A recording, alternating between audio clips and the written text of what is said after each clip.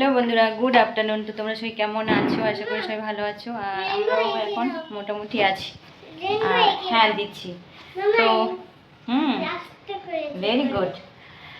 তো এখন মানে 5টা বাজতে যায়, আর এখন থেকে আমি পরের ব্লগটা শুরু করছি।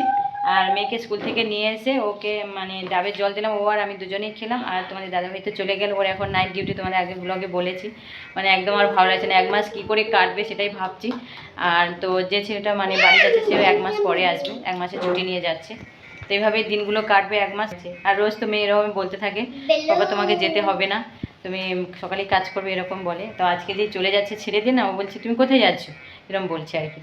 তো এখন বাচ্চা তো কিছুই বোঝে না, তো আর কী করবে, সবারই মন খারাপ হলে কিছু করার নেই। আর প্রাইভেট কোম্পানি হলে এরকমই হবে, যেটা বলে সেটা শুনতেই হবে।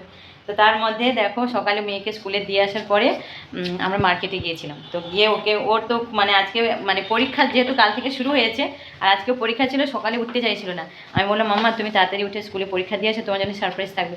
ওকে তো এরমভাবে কিছু বললে তবে উঠবে, না হলে উঠতে চায় না। তো বাচ্চাদের মানে মন তো, তো সারপ্রাইজ পেতে খুব খুশি, মানে খুব ভালো লাগে আর কি। হ্যাঁ দিচ্ছি।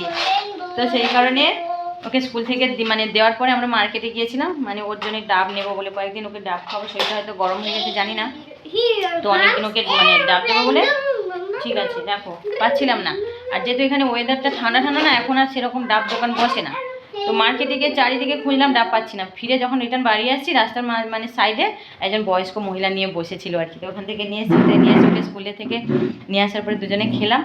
আর ওর জন্য সারপ্রাইজ নিয়ে এসেছিলাম, কাশি হচ্ছে বলতে, কী বলতো, ও যেটাতে খুশি হয় সেটাই নিয়ে এসছি। এই দেখো, ওর জন্য ড্রয়িং খাতা নিয়ে এসেছি আর কি। ড্রয়িংয়ের প্রচণ্ড খুশি হয়ে গেছে। নিয়ে আসার সঙ্গে সঙ্গে দেখো একটা পেজে পুরো ড্রয়িং ওর শুরু হয়ে গেছে, আঁকা।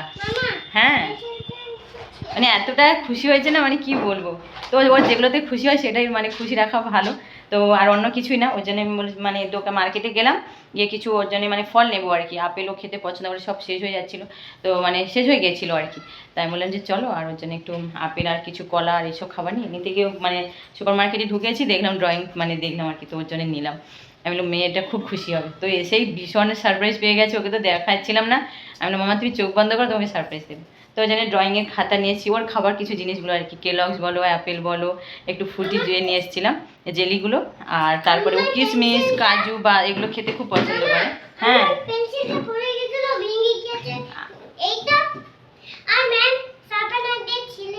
ওকে। তো সেইগুলো ওর জন্য নিয়ে এসেছি খাবার আর এইসব, আর প্রচণ্ড হ্যাপি হয়ে গেছে এসেই। এখন ড্রয়িং করছে, এবার আমাকে বলছে রেনবোটা এঁকে দিতে। ও যেটা যেটা পারছে সেটাই আঁকছে। বলছে মাম্মা তুমি আমাকে এবার একটু রেনবো এঁকে দাও। অনেকটা সময় কথা বললাম তোমাদের সাথে। হ্যাঁ হ্যাঁ দেবো। মেয়ে প্রচণ্ড অস্থির হয়ে যাচ্ছে, চলো ওকে রেনবোটা এঁকে দিই, তা আবার পরে কথা হবে তোমাদের সাথে। তো তোমরা ভিডিওটা দেখতে থাকো। তো দেখো, এখন দুপুরের কিছু মানে থালা কড়া যেগুলো রান্না করছিলাম সেগুলো পড়ে আছে, আর মেয়ের স্কুলের লাঞ্চ বক্সগুলো ধোবো আর কি। কারণ অনেকটা পরে এসছে আর তোমাদের সাথে কথা বলছি, কারণ তোমরা দেখেছো তখন মেয়ে তো প্রচণ্ড বায়না রেনবো করে দিতে হবে। তো সেই জন্য ওর মানে ড্রয়িং খাতায় রেনবো এঁকে দিলাম, দেওয়ার পরে ও মানে কালার করার পরে ওকে পড়ালাম। ও বলছে আমার পড়াগুলো, কারণ মানে যেহেতু ওর পরীক্ষা চলছে, আর পরীক্ষার যেগুলো সাবজেক্ট আছে সেগুলোকে পড়িয়ে তারপরে আমাকে মানে এগুলো পরিষ্কার করতে আসতে হচ্ছে, ও তো ছাড়ছেই না। আর তার মধ্যে কী বলো তো, মানে আগে তোমাদের দাদাভাই থাকে না, তার জন্য ও একা খুব বোরিং ফিল করে। আর সে যেহেতু এই সময় থাকে না যদিও, কিন্তু ও মানে 9টা-10টার মধ্যে তো চলে আসতো।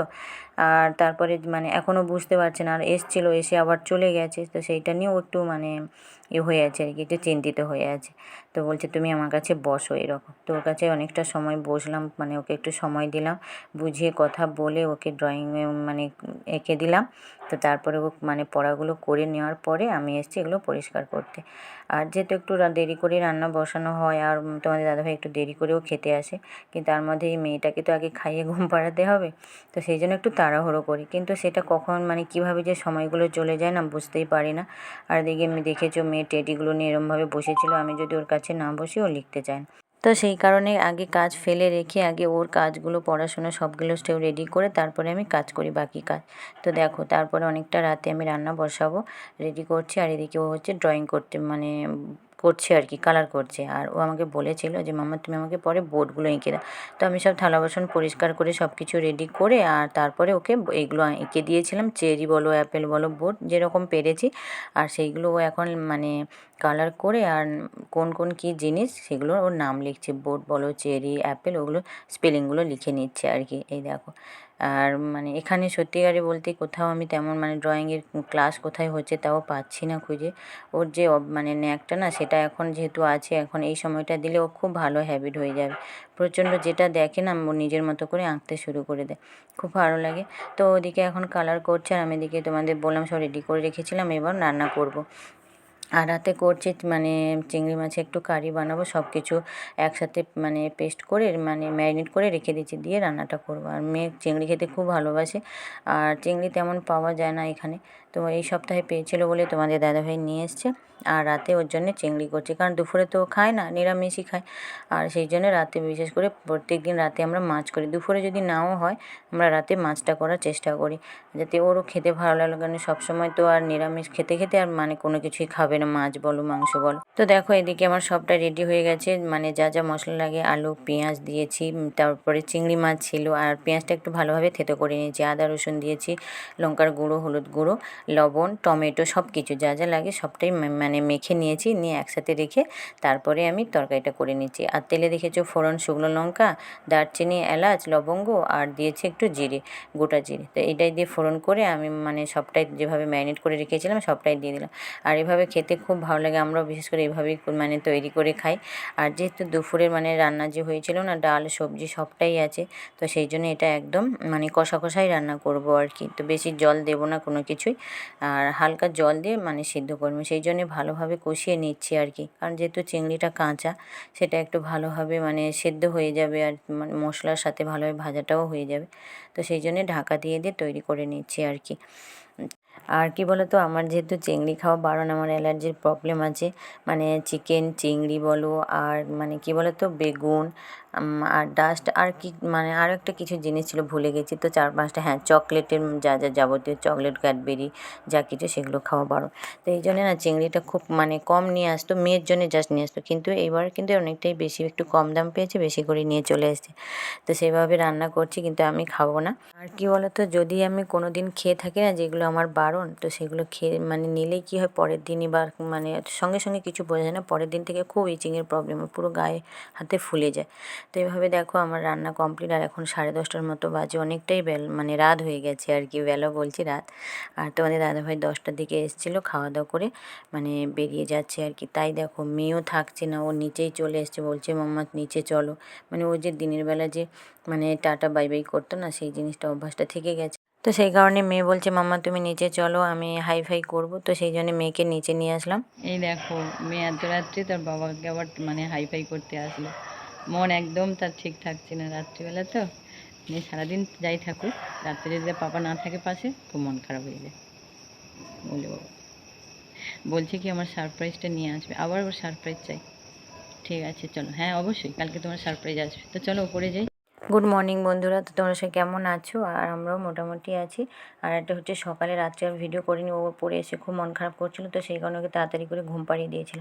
আর তোমাদের দাদাভাই এসছে 5:30টায়, ভোর 5:30টায়। তো তারপরে আমি 6:30টার সময় উঠলাম, আর ওঠার পরে সব কিছু ওদের জন্য খাবার বানাচ্ছি। এদিকে দেখো আমি চাউমিন বানাচ্ছি, মেয়েকে টিফিনে দেবো নিরামিষ, ডিমটা আগে ভাজা করে আলাদা করে রেখে দিলাম, মেয়ের জন্য বার করে নিয়ে তারপরে আমাদের জন্য ডিম দেবো, কারণ মেয়ের স্কুলে নিরামিষ, কোনো ডিম বলো মাছ মাংস কিছুই দেওয়া যায় না। তো সেই জন্য ডিমটা ভাজা করে আলাদা করে রেখেছি, ওকে টিফিনে ডিম দেবো আর দুধ কেলক্স খেয়ে যাবে।